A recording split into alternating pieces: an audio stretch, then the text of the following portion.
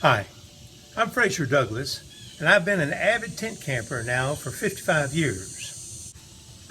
In this video, I want to share some of our thoughts about how to set up camp in our least favorite type of campsite, a campsite with a long, narrow asphalt or concrete RV parking pad. If you're interested in family tent camping, check out my website, moderntentcamping.com. You can find lots of information about camping gear, procedures, destinations, ethics, and history. You'll find a link to my website in the description below. We live in North Alabama and have camped extensively throughout the eastern United States. And over the years, we have discovered that a large number of campsites consist mainly of a long, paved asphalt or concrete parking pad. At first, we just tried to avoid these campsites, but there are so many of them, and they tend to be located near popular tourist attractions that we want to visit. So we quickly realized that we couldn't avoid them completely and had to just learn how to set up a comfortable camp in each one. Sometimes, especially in large national forest campgrounds and a few state parks, a tent pad is provided at the back of the paved pad, and that's the best place to set up your tent. All you have to do is decide where you want to set up your kitchen area. Sometimes, especially in National Forest and Army Corps of Engineers campgrounds, a gravel auxiliary area is located adjacent to the paved pad. This auxiliary area usually has a picnic table, fire ring, lantern hanger, and a pedestal grill. And in some of these auxiliary areas, there is a spot large enough to set up a small or mid-sized tent. But in most of these campsites, a tent set up in the auxiliary area crowds your picnic table and perhaps your fire ring, and you certainly don't want to have a campfire if you're this close to the fire ring. A few of these campsites have large, level, grassy areas adjacent to the paved pad, and you can set up your tent and kitchen canopy anywhere you want to. But a large number of these campsites only have a small grassy spot to set up your tent, and this camp setup is not very comfortable. In some campsites, the terrain slopes steeply away from the paved pad in all directions. In other campsites, the ground surrounding the paved pad is so low that it collects water like a bowl.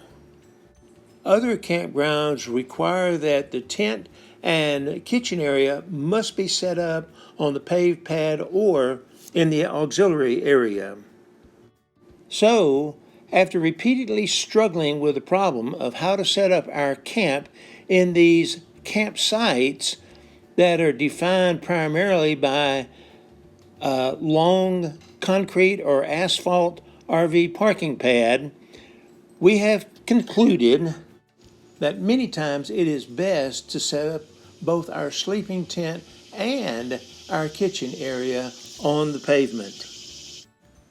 But when you do, you must use special techniques to stake your tent down and secure it properly, and to prevent rainwater from running under your tent, soaking through your floor and soaking all your bedding and clothing. When looking at a campsite to decide how we want to set it up, we usually set up our sleeping tent as far back on the parking pad as possible.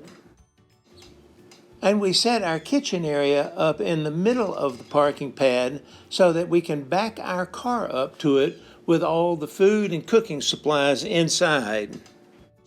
This is the way that many national forest campgrounds and a few state park campgrounds are set up. The first step is to carefully examine the paved area to determine where it's high, where it's low and how it slopes.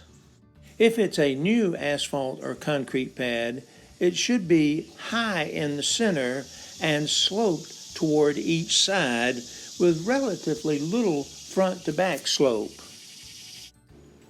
But if it's an old pad, it may have considerable front to back slope. This old pad is high at the back and slopes down toward the front of the pad. Wherever the pad is high, you'll need to use special techniques to keep that rainwater from hitting the concrete, flowing under your tent, and soaking through your floor. The second step is to decide exactly where you want to place your tent and how you want to orient your front door. In particular, you should position your tent so that one side wall of the tent hangs over the highest edge of the parking pad. In this campsite, the near side of the parking pad was higher than the far side, and so we positioned our tent so that the front side wall slightly hangs over the edge of the parking pad. Rainwater hitting the front of the tent will slide down the slide wall and soak into the ground rather than collecting on the asphalt and then running under the front of the tent. In this campsite, we oriented the tent so that the front door faced the auxiliary area, but we could have set the tent up so that it was across the parking pad with the front door facing our cooking area. If your tent is wide enough, you might be able to hang over both sides of your parking pad and the rear edge. In fact, orienting your tent with the front door facing your kitchen area and car may be the best setup because you have fewer guy lines that can trip you as you walk from your tent door to your kitchen area and to your car. Ideally, you should set your tent up so that another side wall of your tent hangs over the back edge of the concrete pad. But if you have one of these concrete parking stops, you won't be able to do that. In this campsite, we set our tent up with a door facing the cooking area, and we set it up in the middle of the parking pad because the center of the parking pad was the high spot with each side of the parking pad sloped away. Before setting a sleeping tent up on a pavement, put a ground tarp down with about 6 inches of the tarp sticking out along the highest side of the pavement. Then roll this extra tarp up and tuck it under your tent. With this roll tucked under the tent, rainwater hitting the side of the tent will slide down the side, hit the pavement, and be forced under the tarp rather than being able to flow on top of the tarp where it can seep through the floor of your tent. After setting your tent up, be sure to stake down all 4 corners to reduce the risk of wind damage. If you've set your tent up with one edge of the tent hanging over one edge of the parking pad, then you can stake down 2 corners directly into the ground.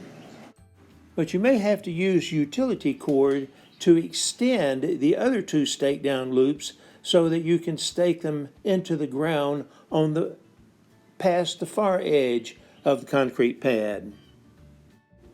This is how we rig those stake-out extension cords. First, we tie a permanent overhand loop at one end of the cord. Then we rig an adjustable loop on the other end.